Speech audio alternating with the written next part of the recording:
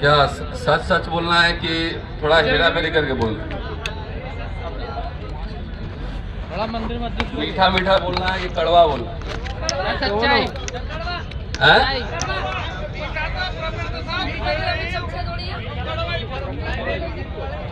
मेरे से आजकल बहुत लोग नाराज रहते हैं। जितने मुद्दे यहाँ लिखे गए हैं और मेरे से पहले बड़े बड़े वक्ता बोल चुके हैं, गौतम साहब, सूरज जी और प्रोफेसर राजेंद्र वर्मा, बाद में बोलने का जो है नुकसान ये होता है कि बाकी वक्ता बोल चुके होते हैं सारी बातें, तो मैं क्या बोलूं। तो जितने मुद्दे यहाँ लिखे गए हैं, जितने मुद्दे उठाए गए हैं, मैं समझता हूं कि पॉलिटिकल पार्टी जिस दिन इस पे राष्ट्रव्यापी आंदोलन करेगी उस दिन 10,000 रुपया चंदा मेरी ओर से और सशरीर में खड़ा रहूंगा। चंदा भी देंगे और सशरीर शामिल भी होंगे, क्योंकि आजकल देखिए आरएसएस बीजेपी से क्या शिकायत करें। उनको जो करना है ईमानदारी से वो काम कर रहे हैं। उन्हें जो करना है ईमानदारी से काम कर रहे हैं। सवाल है हम कहां हैं। और खास तौर से यहां पिछड़े जमात के लोग हैं, माइनॉरिटी के भी लोग दिख रहे हैं हमें। क्या शिक्षा रोजगार के लिए पिछड़े समाज के लोग जागरूक हैं? खास तौर से मैं हिंदी बेल्ट की बात कर रहा हूं, हिंदी पट्टी की बात कर रहा हूं।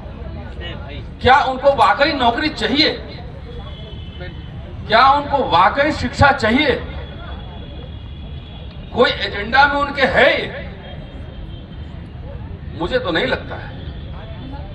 मुझे नहीं लगता है कि जो समाज संख्या में हो, ताकत में हो, लाठी हाथ में हो, जमीन भी हो, सब कुछ हो, और अपना मंडल कमीशन लागू नहीं करवा पा रहा है। ये सवाल पूछिए लोगों से, आखिर क्या बात है कि their recommendation thanks to VP Singh and Arjun Singh, तो आपको जो रिकमेंडेशन ऑलरेडी दिया हुआ है उसके लिए आप सीरियस हैं?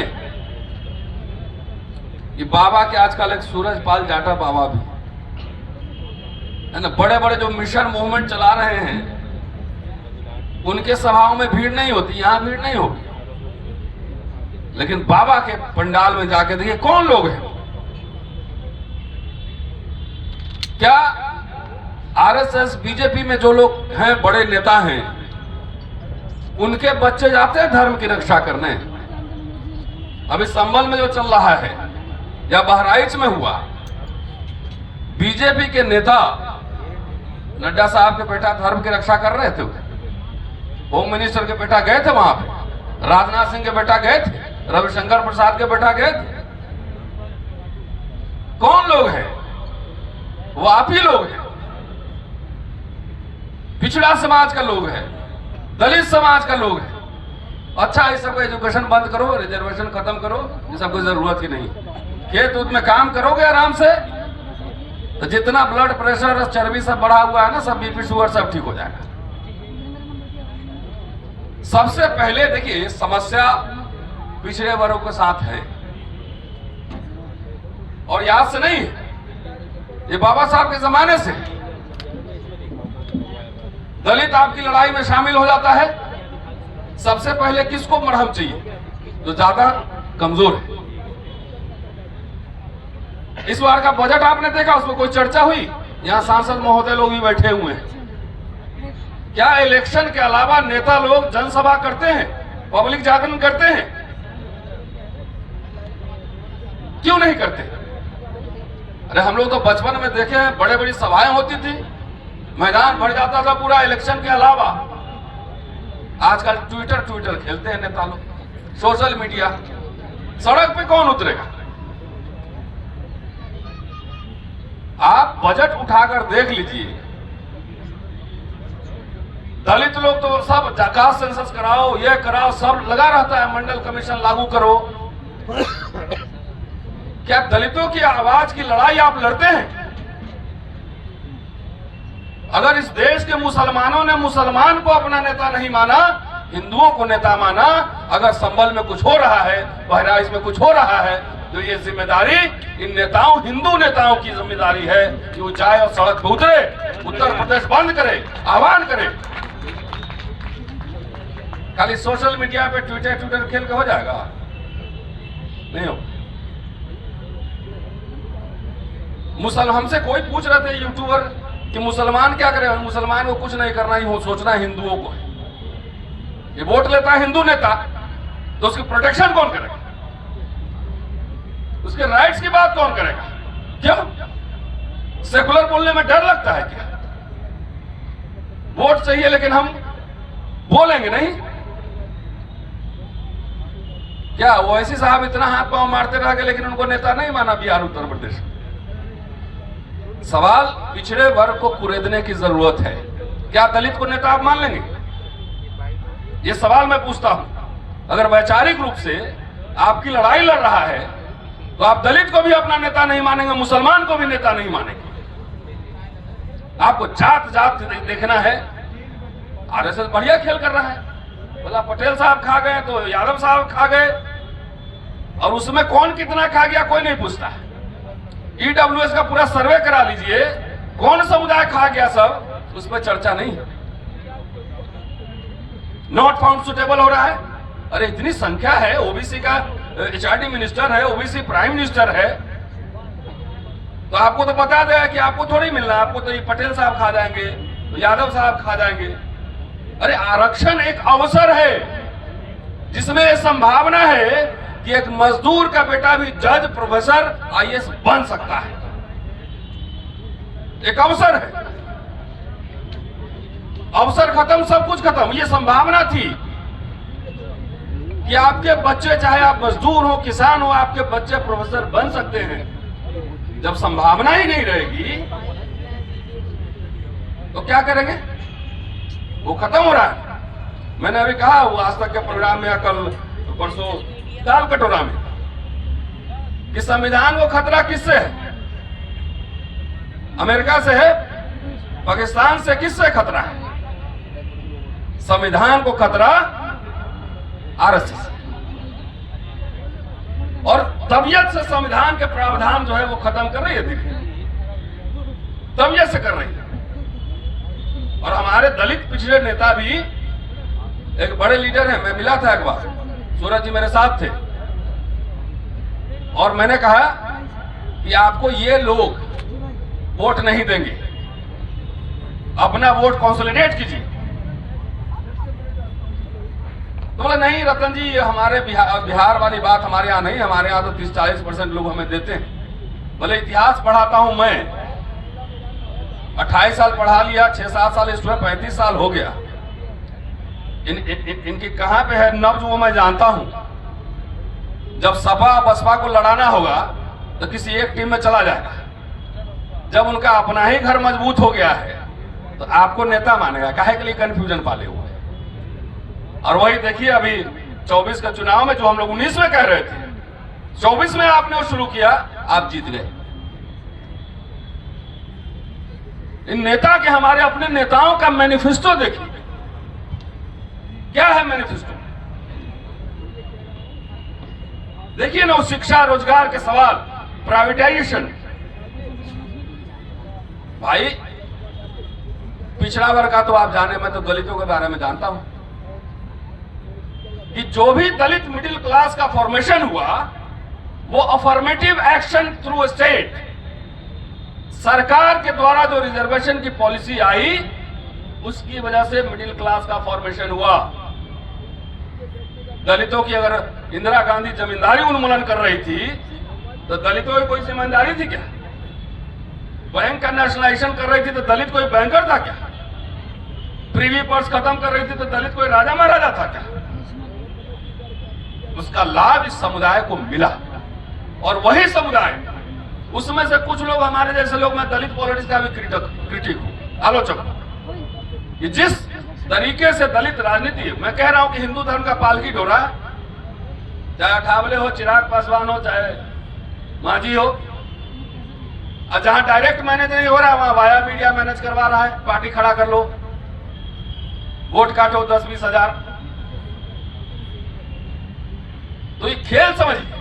उस मिडिल क्लास से कुछ लोग जो सवाल उठाना शुरू किए, आरएसएस बीजेपी को वहां समस्या है। तो बोला आया कहां से मिडिल क्लास? बोला सरकारी स्कूल से आया, यूनिवर्सिटी से आया, कॉलेज से आया, नौकरी में आया। तो एक काम करो, पहले स्कूल कॉलेज यूनिवर्सिटी खत्म करो। राजेंद्र पाल जी बोले ना अभी, गरीब मुल्क में फ्री में शिक्षा थी, फ्रीशिप, स्कॉलरशिप। अब दलित लोग को जब से नशा चढ़ा है राजनीति का, तब से जो है स्कॉलरशिप फ्रीशिप खत्म हो गया। जाओ, मेरे पास रोज फोन आते हैं कि मेरे लिए क्राउड फंडिंग कर दीजिए। ये संभव है मेरे लिए एक इंडिविजुअल के लिए? नहीं है। आपका फ्रीशिप नहीं, स्कॉलरशिप। पार्लियामेंट में आवाज उठ रही, घिराव हो रहा है इस मुद्दे पे। शिक्षा खत्म, एजुकेशन खत्म, सब कुछ खत्म। ये क्यों एजेंडा पे नहीं है? मैं आपको बजट बताता हूं इस साल का। ये मैं बार बार बोल रहा हूं, और it is a reputation but necessary reputation. Indira Gandhi ने 1975 में शेड्यूल ट्राइब कंपोनेंट प्लान और 79 में schedule caste special component plan लाई थी। और पर्पस था कि बजट में आबादी के हिसाब से अलॉटमेंट। अटल बिहारी वाजपेयी की सरकार में भी 2002 में 10th 5 ईयर प्लान केंद्र के खाते में था 10.63% और स्टेट 11.80%।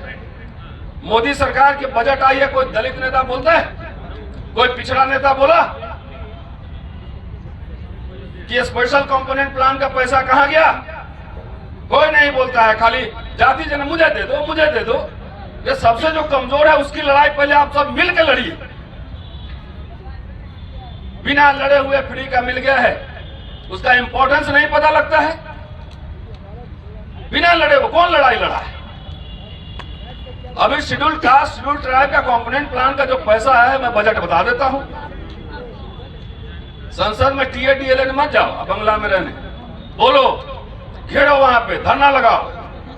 टोटल बजट है 48,20,512 करोड़ और शेड्यूल कास्ट कंपोनेंट प्लान में मिला 1,65,493 करोड़। उसका परसेंटेज बनता है 3.43% और ट्राइब का था 1,32,214 करोड़। ये बनता है 2.74%। ये सरकारी आंकड़े कह रहे, मैं थोड़ी कह रहा। तो जब बजट की कटौती हो गई और सही से आवंटन होता तो इस शेड्यूल कास्ट की लड़ाई लड़ने में पिछड़ा वर्ग की कोई दिलचस्पी नहीं। मैं जानता हूं ये बात, एकदम खुल के मैं ये बात कहता हूं। शेड्यूल कास्ट की लड़ाई लड़ने में, शेड्यूल ट्राइब की लड़ाई लड़ने में पिछड़े वर्गों को कोई दिलचस्पी नहीं तो इसमें तो हंगामा हो जाना चाहिए था। अगर सही से मिलता तो दलितों के खाते में आते 7,95,384 करोड़ रुपए और शेड्यूल ट्राइब को आते 3,95,281 करोड़ रुपए। इसमें कितने नेताओं ने बोला है पार्लियामेंट के अंदर?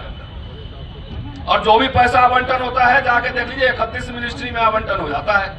कहां गया पैसा पता ही नहीं है। क्यों? जात के नाम पर वोट देते हैं। आपको अपने नेता से सवाल पूछने की औकात है?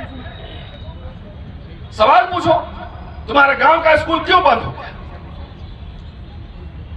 ये सवाल पूछना पड़ेगा ना कि पैसे का कोई इसमें कोई डिबेट नहीं होता है। जिम्मेदारी हम सबकी है ना। वैसे ही नेता चुनते हैं जो डिबेट नहीं करे, पढ़ के नहीं जाए, संसद में आंकड़े लेकर नहीं जाए, खाली वोट दे दो, सीएम पीएम बनना है। अरे बन के करोगे क्या, ये बताओ, क्या करोगे बन के? जब से तुम लोग सीएम पीएम का ख्वाब देखे हो तब से प्राइवेटाइजेशन आ गया, सरकारी नौकरी खत्म, शिक्षा खत्म, सब हो गया। जा, ये कोई फ्री में आपको थोड़ी ही देगा। अरे मुसलमान लोग तो अपना खाली ये लड़ाई लड़ रहा है कि उसके फ्रिज में कोई ना देखे कौन सा मांस रखा हुआ है, इसी की लड़ाई लड़ रहा है बेचारा, अस्तित्व की लड़ाई लड़ रहा है। 692 साल इन लोगों ने बिरयानी खिलाई है बहुत उन लोगों को, ऐसे वही तो उसका रिजल्ट मिल रहा है। सेवई बिरयानी हम लोग को खिलाते थोड़ा दलित आदिवासी और पिछड़ों को, तो जिनको बिरयानी सेवई खिलाए वो भी सत्ता में है। समझौता करके रखने, एक स्कूल यूनिवर्सिटी विश्वविद्यालय बनवा लेते, मुसलमानों के लिए बनवा लिए रहते, बिना मॉडर्न एजुकेशन के, बगैर इंग्लिश एजुकेशन की आप कैसे कम्पीट करेंगे इस ग्लोबल वर्ल्ड? पैसों की कमी नहीं, पैसा की कमी है नहीं है, जाके देखिए कितना चंदा आता है, अरबों खरबों आता है। तो उसकी लड़ाई लीडरशिप जो है वो स्कूल कॉलेज यूनिवर्सिटी से डेवलप होता है। आरएसएस बीजेपी का लीडर सरस्वती शिशु बिहार से बनता है। हमारे नेताओं को एससी एसटी ओबीसी माइनॉरिटी एक साथ फूंक देते हो पूरा, और एक इंग्लिश मीडियम स्कूल नहीं खोल पाए हो अब तक। अब प्राइवेटाइजेशन का फायदा हमारा दलित पिछड़ा नेता सभी ले रहा है। सब अपना अपना प्राइवेट कॉलेज यूनिवर्सिटी खोला, जाके देख लीजिए, सब ब्लैक एंड व्हाइट करने का चक्कर है। तो सोशल इश्यूज हमारे एजेंडा पर नहीं है। नेता चाहता है आप सिर्फ वोट दीजिए, आपने नेताओं से सवाल करना बंद कर दिया है। हमें तो नहीं चाहिए नेताजी, क्या दे देंगे मुझे, क्या दे देंगे? यहां बैठा हुआ इधर, इसको बार बार बोलते हैं बिरयानी खिलाओ, तो मुझे नहीं खिलाता है, ये भी उसी कोटा में खिलाता है उधर। तो दोस्तों लड़ाई बहुत गंभीर है। पॉलिटिकल ट्रेनिंग सालों भर चलते रहना चाहिए। इलेक्शन के समय पता लगा कि शिव जी का बराती की तरह भभूत लगा के निकल जाते हैं, 2 महीना एक्टिव रहेगा, उसके बाद जाकर सो जाएगा। आरएसएस बीजेपी 5 साल काम करते रहे, 24 घंटे काम करता है, तो कैसे जीतोगे चुनाव? खाली इलेक्शन इंपॉर्टेंट नहीं। बाबा साहब ने कहा था हुक्मरान बनना, कहां कहा था और किस संदर्भ में कहा था, यह बताओ। जिसका मिडिल क्लास नहीं होगा, जिसका इंटेलिजेंसिया नहीं होगा, जिसके वकील नहीं होंगे, जिसके इंटेलेक्चुअल्स नहीं होंगे, वो एमएलए एमपी तो बना सकता है। 131 तो बैठा हुआ पार्लियामेंट। मिडिल क्लास का फॉर्मेशन पे आरएसएस अटैक कर रहा है बीजेपी। ये दलित पिछड़ा लोग पढ़ जाएगा, यूनिवर्सिटी में आ जाएगा, ये सवाल खड़े करेगा। तो मुझे लगता है मैंने ज्यादा बोल लिया। तो इसलिए साथियों, हम लोग को तो जो नुकसान होना है होना है। कई बार मैं जाता हूं, बहुत लीडर बैठे रहते हैं। हमने लीडर साहब लोग को जो है ना सुनना चाहिए, पहले लोग क्या बोल रहे हैं, क्या पढ़ के आए हैं। कि संसद में कम से कम जाइए तो आंकड़े रहे, जेब में पॉकेट में 2 पन्ना लेके जाइए, घेरिए। इस सरकार को 3-4 बार हम लोगों ने हराया कि नहीं हराया? चाहे एससी एसटी का एक्ट का मसला हो, चाहे रोस्टर का मसला हो, चाहे किसानों का मसला हो। तो आम सोशल एक्टिविस्ट माहौल बना सकता है। मैं बोलूंगा तो 5000 लोग सुने, लीडर बोलेगा तो 5 करोड़ लोग सुने।